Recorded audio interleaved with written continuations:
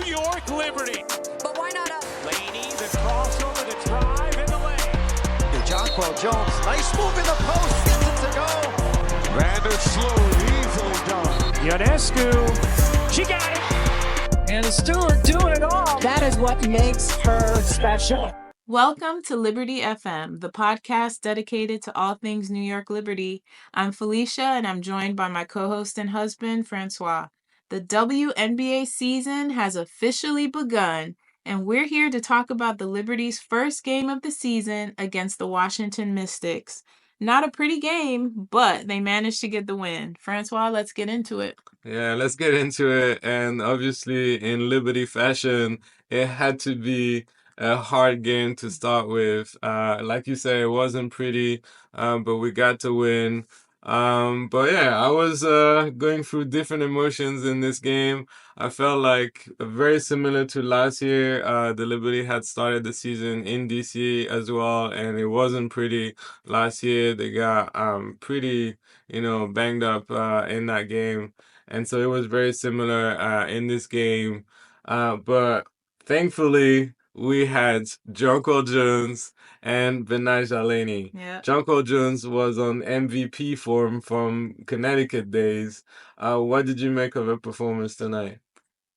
It looks like she picked up where she left off last season. Yeah, the playoff of last year, yeah. Yeah, definitely. I mean, I always thought ever since JJ came to the team that she and Betnijah were going to be our X factors. That obviously, Stewie, Sabrina, Sloot, obviously the whole starting five, they're great players, but you gotta feed JJ.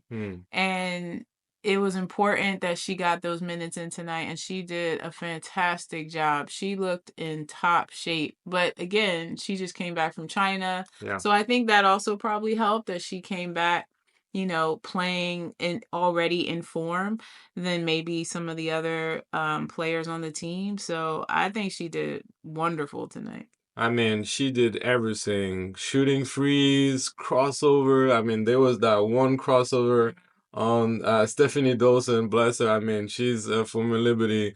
But that crossover on Dawson was incredible with a step back free. She was aggressive in attacking the basket, everything that we expect from JJ. And like you said, we could tell that she's in top form, having played in China in the offseason. That's the JJ we want. And she was, I would say, even stronger than what we saw in the playoff. So that was a good thing for the Liberty. Because I felt like some of the other players on the team, and particularly Breanna Stewart, were not performing as we expected. And I think maybe Washington had a game plan was to double team Stewie and put a lot of pressure on her as soon as she got the ball on the post.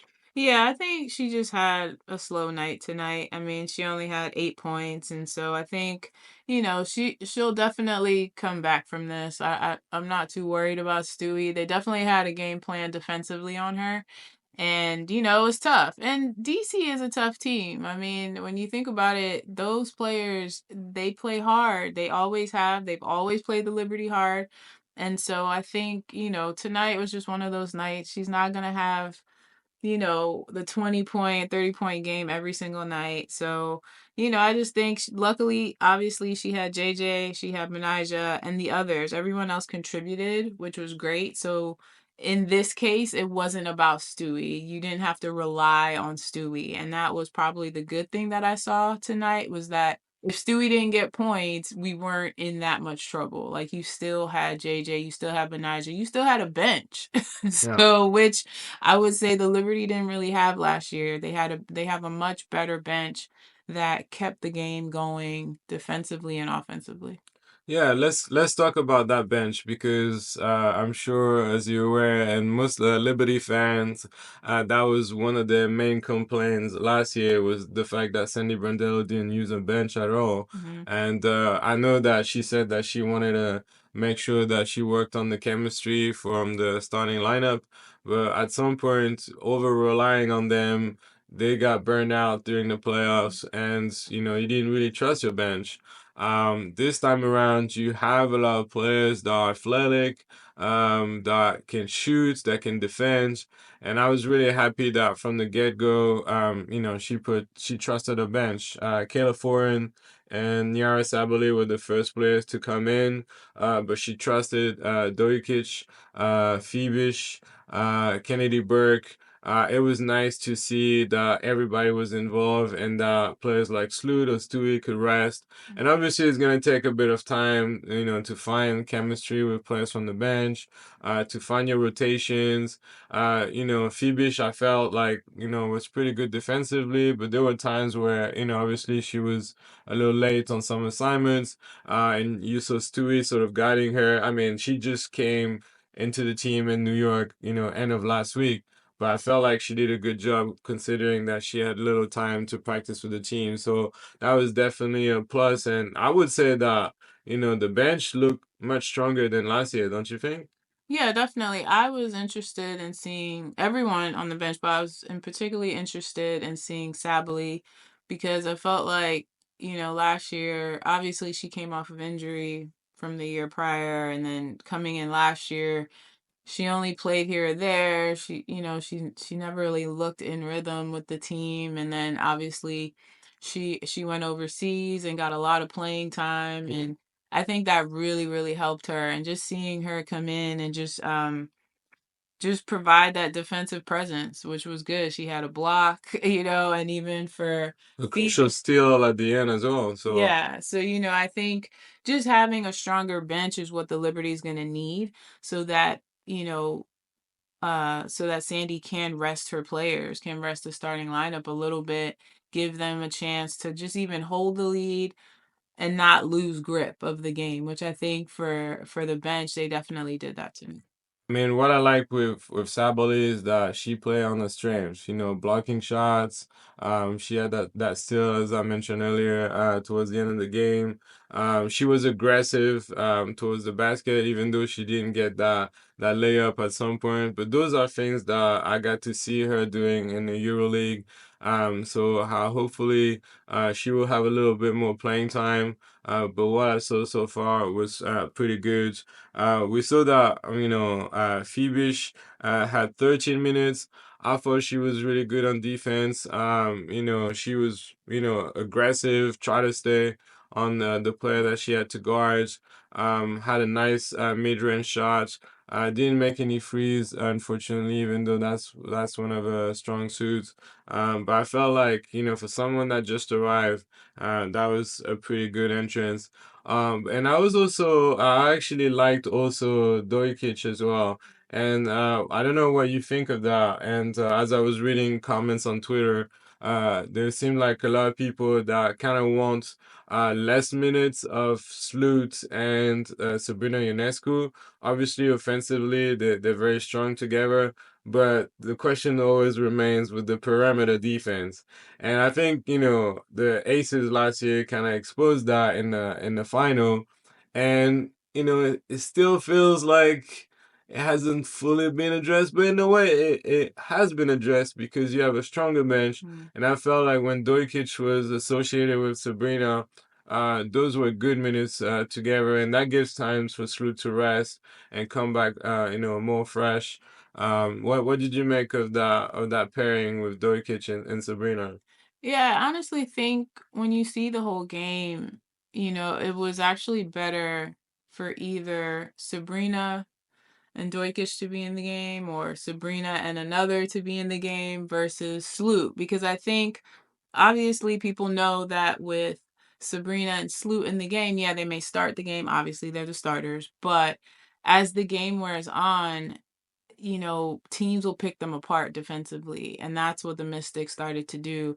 So yeah, I think when Dojkic came in, it sort of slowed things down a bit from what the Mystics were trying to do, and she brings a lot of energy to the court, So I think defensively that she was just a good fit so that Sloot could get some time on the bench, and it also helped. kind of space the floor a little better, especially for Sabrina. I do have to give it up for Sabrina. We always talked about her defense, and you can tell that she's really trying, and you can tell that obviously she's not going to be your top defender. That takes time. That's not going to change in one season. But I do think that she did well. She was definitely on the ball, reading some of the plays very well. I think she had a couple of steals tonight as well. She got 1 steal and 2 blocks. 2 blocks. Yeah, she really you could tell she's really trying on defense, and it's gonna. Listen, that's all we're asking for, right? I mean, you cannot over the summer turn into, Brittany Sykes or Alyssa Thomas on defense. But we're asking efforts, and that's what she showed tonight. Still some lapses on defense. Obviously they're gonna try to attack her, but I felt like she was more locked in, and it wasn't as easy to score on her that it was, last year, and especially in the playoffs. And having 2 blocks, 1 steal, she already had 2 blocks in one of the preseason games against Connecticut. So that's good. And she did say that, during the off season, that was definitely something that she wanted to work on.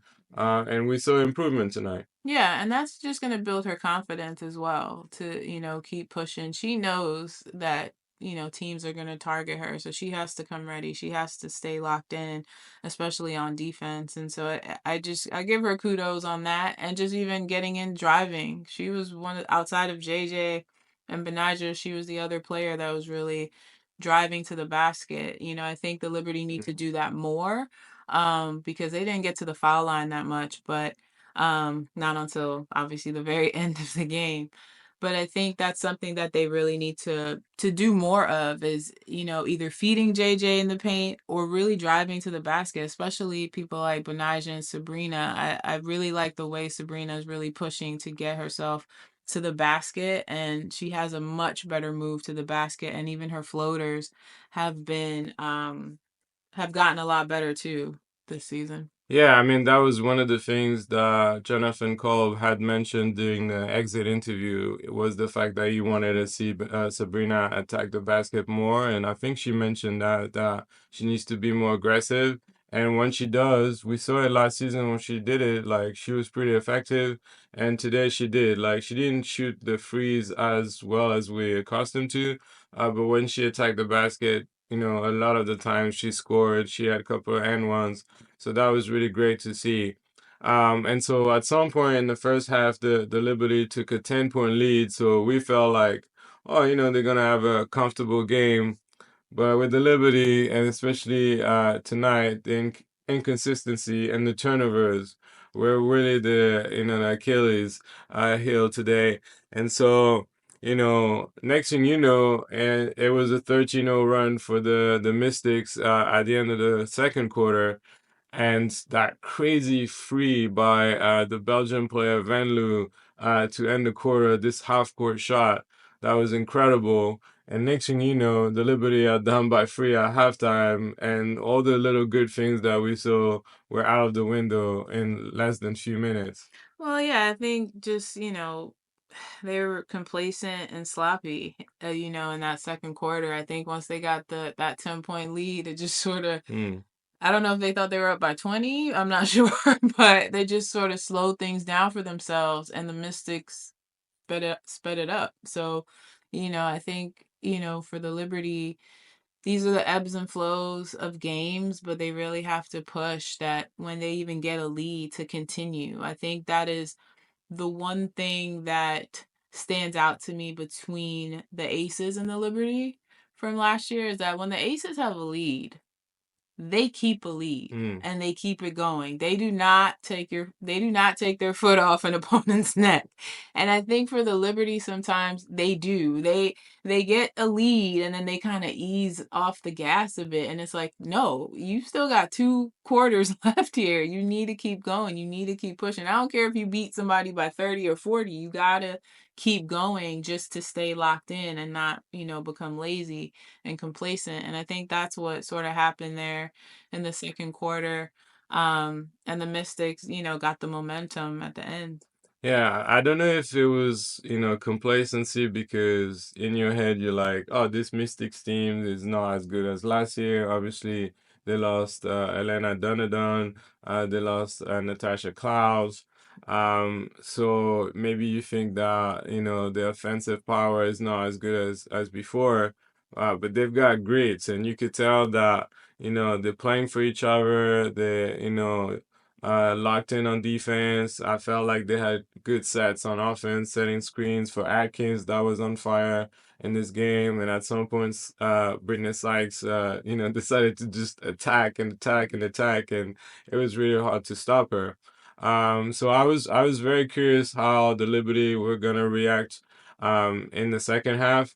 One of the other criticism I often hear, about the Liberty, and especially from the haters, the Liberty haters, is the fact that they like personality, that they like, this unity or this desire to overcome, adversity. But you saw in the second half, and especially Betnijah Laney, Mhm. who was the X factor in the second half, that they show grit and personality and the desire to come back and get the win.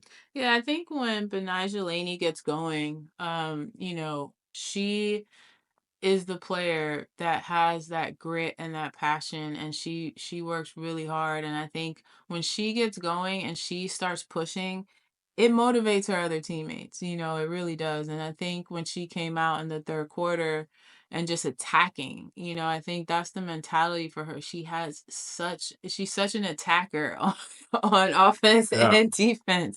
And so it's like when you see somebody who wants it real bad, and you see that from her every game.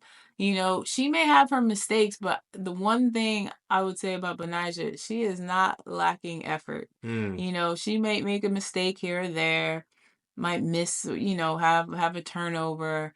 It happens in games, but she's never lazy to me. She doesn't like play lazy. She's always a fierce competitor, and that's why I love Benijah when she makes that team tick half the time.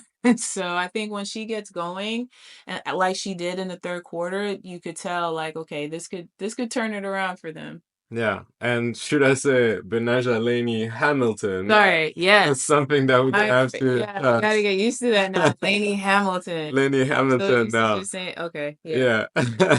But what was interesting was how she was sort of able to decipher the Mystics defense and make them pay. She did notice and mention post game that, every time they were going under the screen, she made them pay at the 3-point line.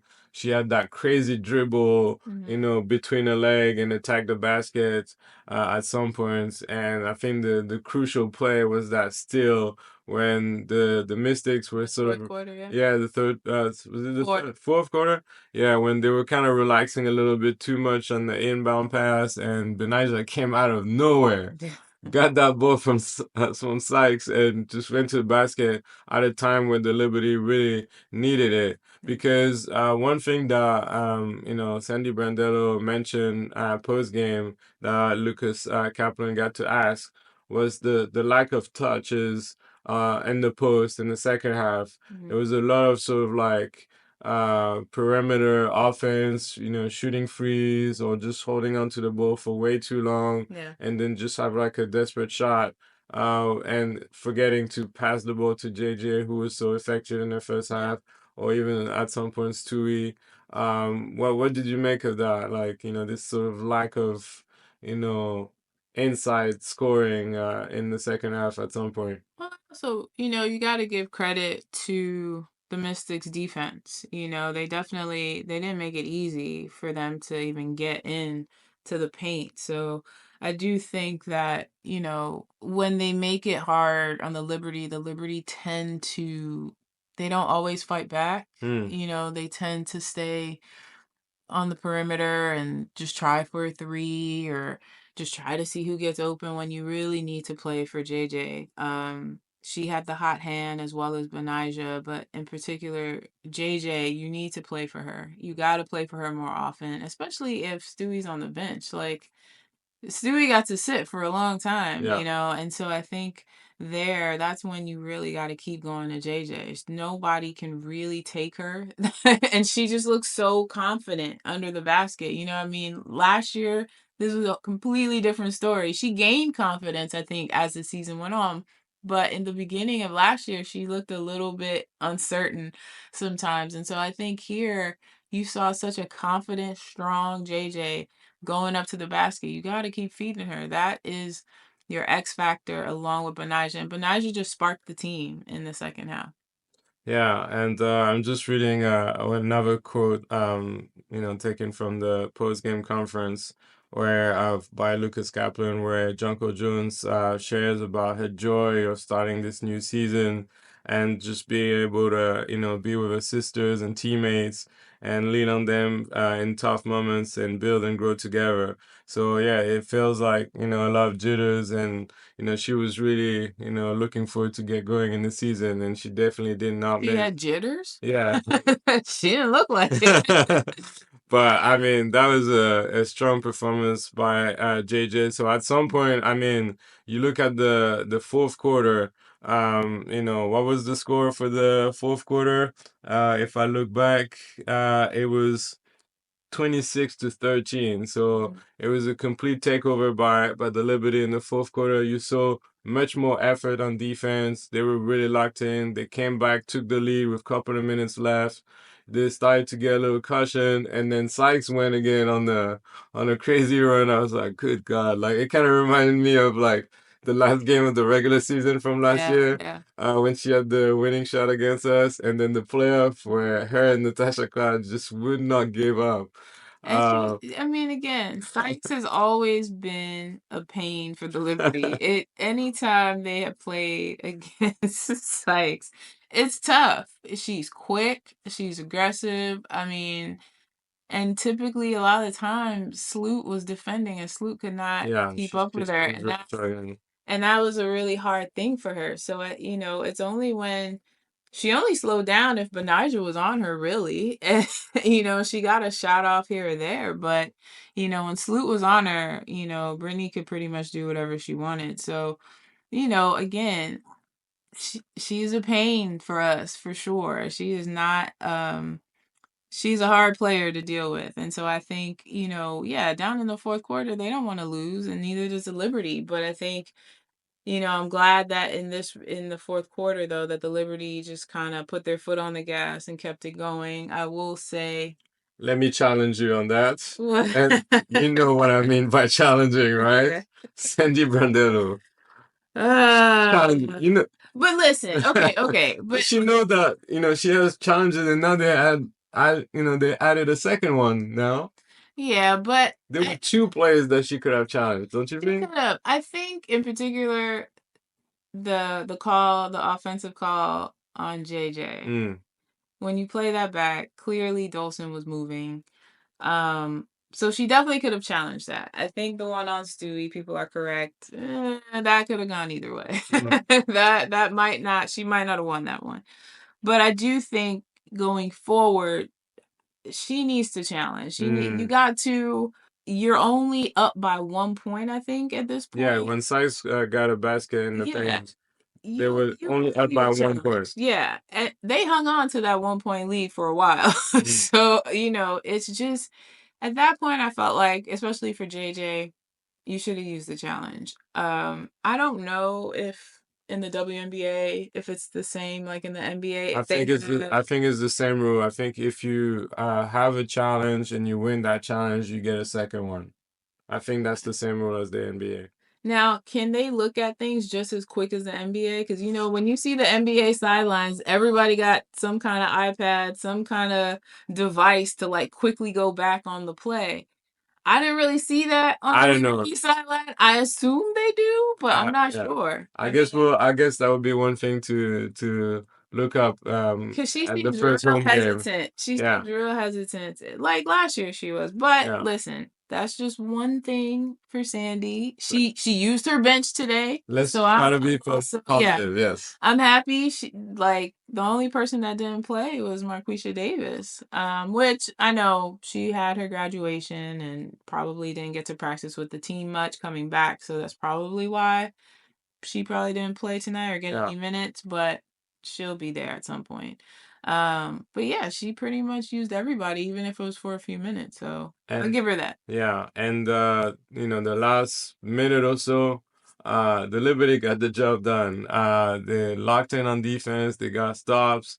I was a little frustrated with the boxing out because the Mystics got 2 or 3 shots in a row at some point, but they got the job done. And then after that, Sabrina kind of finished the game at the free throw line, and they ended up winning by 5, 85-80. We'll get the win, not pretty, but we got the win. Yeah. They play the bench. We didn't mention Kennedy Burke as well, who played 8 minutes and got, I think, 6 or 8 points, if I'm not mistaken. Let me quickly check. 6 points. Yeah, I mean 6 points in 8 minutes. Obviously that was the first game. She didn't really get to train during training camp because just resting from a long season in Europe. And we didn't see her in the preseason game. So I felt like it was a good first game for her. And I like what I saw from Yeah. Kennedy Burke too. I think, the difference with the bench last year and this year is that, bench players outside of KT, outside of Caleb Thornton, and when, Maureen Johannes was there, you didn't have that many shooters. Yeah. And so they just didn't shoot the ball that well outside of KT and Maureen. So, in this game, I was pleasantly surprised with the bench that they were all willing to try to get, it's going to take some time again for everybody to get used to the system, get comfortable, besides KT, who was there already. But I think just seeing them take shots and be aggressive and defend, and, I think that's just good for the Liberty all around to have a good bench going into the season. Yeah, that's definitely the thing I'm looking for this season. How she's gonna utilize the bench, what are gonna be the best fits and the best rotations. But I definitely feel like we have a better bench. But I have to mention obviously some of the players that got cut from the Liberty.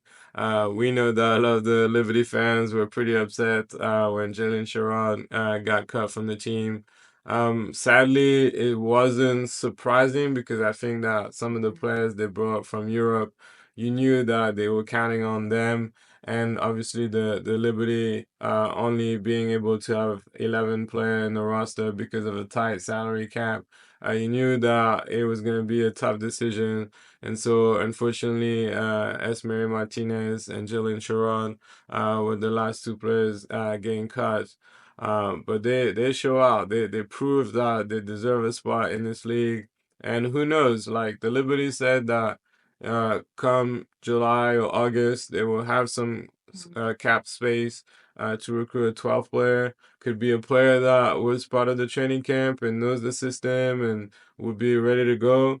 Or it could be Marion Johannes, depending on how she feels after the Olympics, if she's got enough energy to finish the season with the Liberty. But there are options, and I think that we haven't seen the last of Jaylyn Sherrod. But a lot of fans were saying that what the Liberty are missing, she provides that Yeah. spark on defense, Yeah. the aggressiveness, the attacking the basket, the athleticism, despite being only 5'7".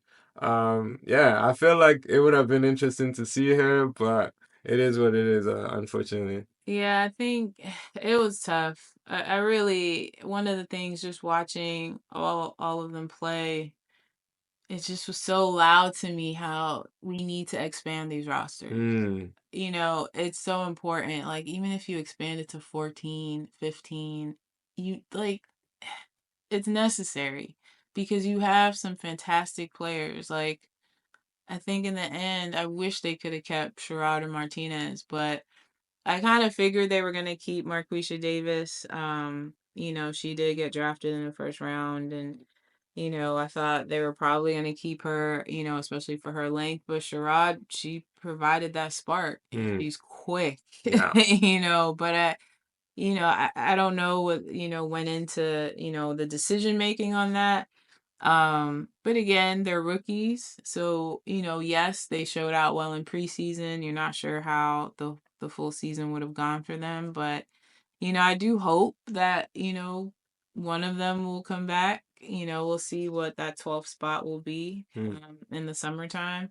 But yeah, she provides a tremendous spark, and defensively, she's so quick. I mean, she has quick hands. She 5'7" shouldn't matter, but I have an inkling that I think it mattered to the Liberty a little bit. You think so? I think so. I don't think it should matter because she she was fantastic in the preseason. But I think for the Liberty, they needed, I think even last year we said this, that they needed some height, especially when it came to playing the aces, for instance. Yeah. Because, you had Asia, you also had Candace at one point. Now I know Candace has retired, but you have some teams that have pretty good height out there. And so, it wouldn't always be easy because I think they did try that when you had, Dangerfield on the team a couple of years ago, and she did well. She did really well. She did really well. I was surprised they even let go of Dangerfield at one point, but I do think that that may have come into their part of their decision making too. Yeah, I mean, Jaylyn Sherrod's all her career has proved people wrong. I think that she was overlooked in college and decided to go to Colorado, a program that didn't necessarily, attracted a lot of, top players, and she turned that program around and made them, one of the top teams in the Pac-12. And she was showing that already in college, like what we saw in those preseason games and the open practice. She was doing that in college. She was undrafted. I was very surprised that she was undrafted, probably because of what you mentioned with the height. But we saw it. I said it the previous podcast. Deja Fair, from Syracuse, who got drafted by the Aces, and she made the roster. So when you can play, when you can ball, I think that it doesn't matter how tall you are. If you have that extra factor, you can make a spot in this league, and I'm sure Jaylyn Sherrod, whether it's with the Liberty or with someone else, when the time will come, she will have a spot. I was already envisioning what she could do against the Aces, but I think also we have to slow our expectation. Like you said, she's a rookie. Unless you're like one of the top 3, top 5 from the first round of the draft. You don't necessarily expect all the rookies to completely turn around the outcome of a team. Yeah. They can help, but I think sometimes as fans we get a little too excited. I mean, I think, we watched the games today and we even checked in on the Indiana and Connecticut game, and that was a tough game for, the number 1 draft pick. And coming into the WNBA, this is a tough league. And even if you are the number 1 draft pick, it's going to be hard. You're going to have to adjust. It's going to be an adjustment, So even for all the rookies, it's going to take time to adjust and find your rhythm in this league. And, they'll get better. But yeah, you don't expect the first time out that they're just going to, dominate and, win everything for their team. So. I mean, that's the next game actually, the Indiana Fever against the New York Liberty. And I do not want to see anybody else but Betnijah Laney on Caitlin Clark.